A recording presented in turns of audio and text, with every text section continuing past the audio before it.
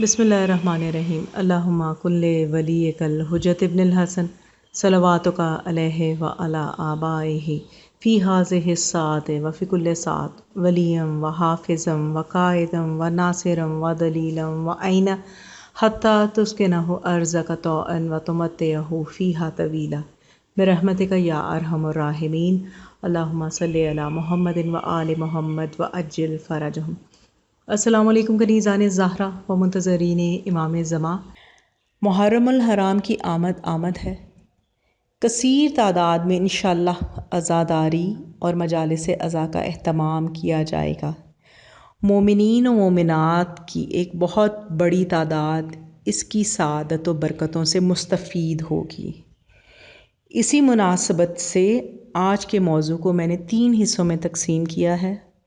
سب سے پہلے حصے میں آداب و فرائض کا تذکرہ ہوگا کہ وہ کون سے آداب و فرائض ہیں جن کا اختیار کرنا بہت ضروری ہے ہر مومن و مومنہ کا کے لیے، کہ جب وہ اس بات کی خواہش رکھتا ہے کہ وہ مجلس حسین میں شامل ہو۔ سب سے پہلے اور سب سے اہم بات ادب عزاداری کا ہے کہ آپ اپنی نیتوں میں خلوص پیدا کریں۔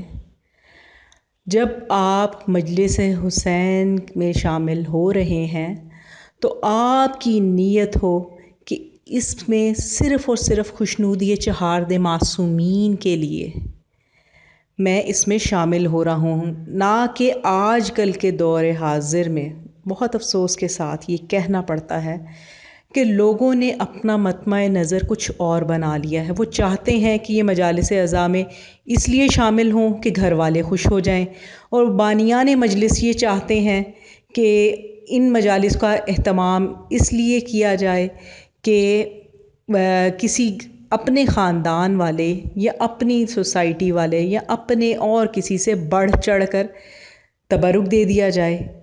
کھانے پینے کا اہتمام، عزاداری کا خرچ اور یہ وہ وغیرہ میں اس میں بھی بھیڑ چال ہو گئی۔ کم از کم آپ اپنی نیتوں میں خلوص رکھیں کہ یہ کام اخلاص نیت سے کیا جائے گا تو اتنا ثواب ہے جس کا تذکرہ میں اپنی بیان کے آخری حصے میں کروں گی۔ اس کے بعد میں اپنی مومنات سے مخاطب ہوتی ہوں کہ مومنات، محرم الحرام کا مقصد آپ کے برانڈڈ کالے کپڑوں کی نمائش نہیں ہے۔ آپ کے کپڑے کالے ہونے کے ساتھ ساتھ اگر پرانے و بوسیدہ بھی ہو جائیں تو اس کی زیادہ مستحب ہے، زیادہ اچھا ہے، بجائے کہ آپ اسپیشل خریداری کریں جیسے کہ آج کل کی برانڈز آپ لوگوں کے اس شوق کو دیکھتے ہوئے، اس انٹرسٹ کو دیکھتے ہوئے نئی کلیکشنز لانچ کرتی ہے۔ اور اس کے بعد اپنے مومنین سے بھی مخاطب ہونا چاہوں گی کہ آپ مجلس عزا میں شامل ہوں، لیکن اس کا مقصد جیسے آج کل کی نئی نسل کا یہ ہے کہ مجالس عزا میں شامل ہونے والی نامحرم خواتین کو ضرور دیکھیں، تو مجلس عزا میں بے پردہ شامل ہونے والی کوئی بھی لڑکی کنیز زہرا نہیں ہے۔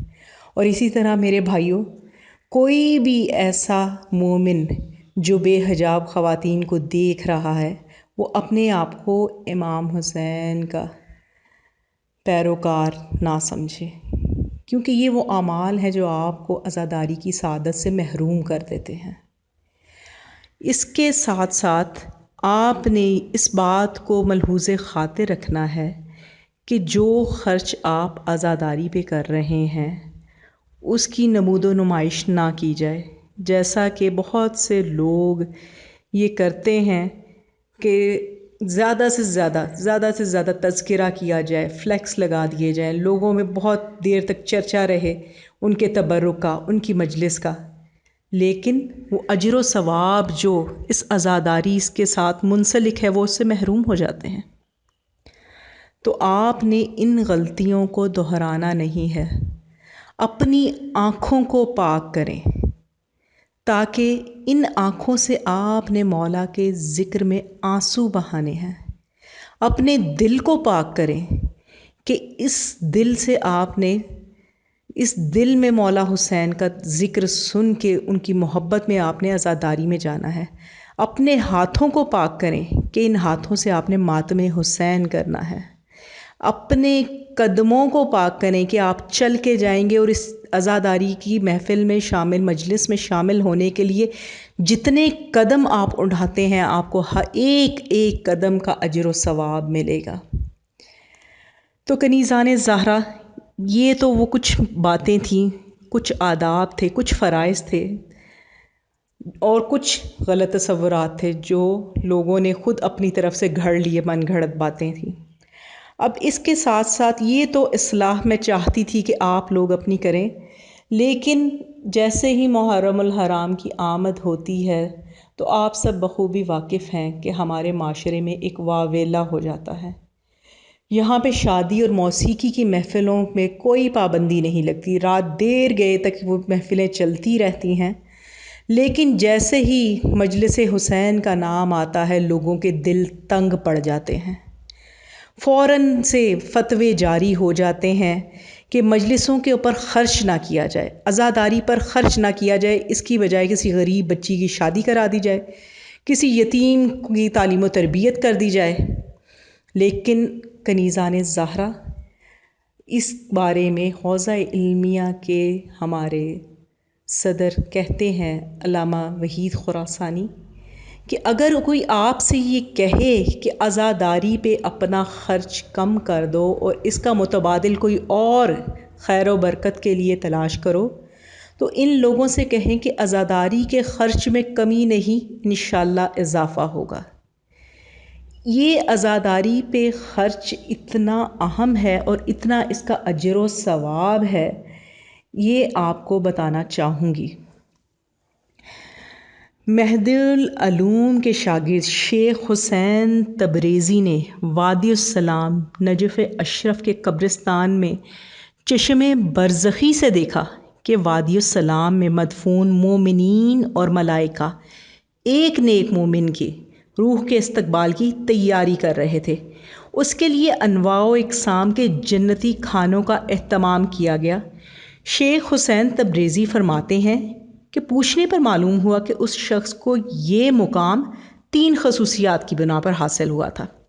سب سے پہلے وہ اہل بیت رسول سے بے پناہ محبت کرتا تھا۔ نمبر 2، ہمیشہ رزق حلال کھاتا تھا۔ اور جو تیسری اور سب سے اہم بات جو میں آپ کے ساتھ شیئر کرنا چاہوں گی کہ سال بھر کے اخراجات کے بعد جو کچھ بھی بچ جاتا وہ سب کا سب امام حسین علیہ السلام کی عزاداری کی راہ میں خرچ کر دیتا تھا۔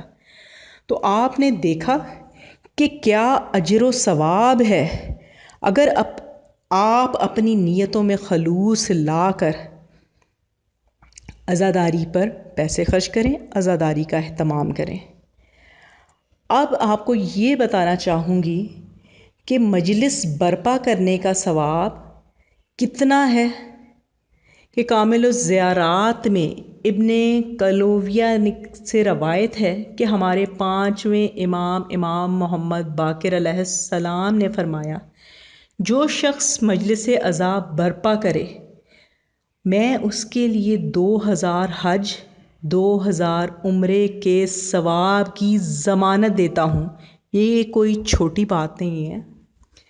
کنیزان زہرا، آپ میں سے بہت سی ابھی حج کی سعادت حاصل کر کے حج سے واپس آئی ہیں اور جانتی ہیں کہ حج کرنا موجودہ دور میں ایک بہت فائنینشلی بھی فزیکلی بھی بہت مشکل کام ہے، بہت صحیح کرنی پڑتی ہے، تکلیفیں صعوبتیں برداشت کرنی پڑتی ہیں۔ لیکن میں قربان جاؤں کہ ہمارے 5ویں امام ضمانت دے رہے ہیں 2000 حج کی، 2000 عمرے کی، اور یہ وہ حج اور عمرے ہیں کہ جو آپ کو آنکھیں بند کر کے اس بات کا ہمارا ایمان ہے اور ہمارا یقین ہے کہ ان کا ثواب تو ملنا ہی ملنا ہے، اور اس لیے کس نتیجے میں ملنا ہے؟ عزاداری برپا کرنے کے نتیجے میں۔ اور ان مجالس عزا کی اہمیت اس قدر ہے کہ خود ائمہ طاہرین نے اپنے گھروں میں اس کا باقاعدگی سے انتظام کیا اور بہت تاکید کی گئی، بہترین اجر و ثواب کی ضمانت دی گئی۔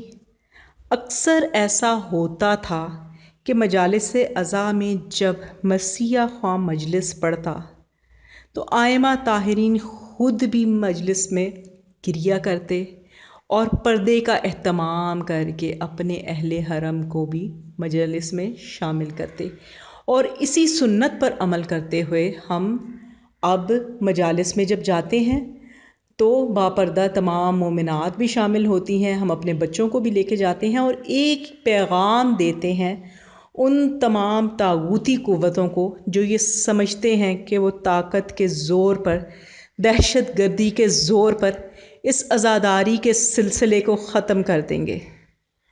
لیکن میں کہنا چاہوں گی ان سب سے کہ یہ سلسلہ قیامت تک چلتا رہے گا، کیونکہ اس سلسلے کے لیے اللہ تعالیٰ نے خود وعدہ کیا ہے کہ تم میرا ذکر کرو اور میں تمہارا ذکر کروں گا۔ یہ ایک ایسا معجزہ ہے جو 1400 سال سے جاری ہے اور انشاءاللہ جاری و ساری رہے گا۔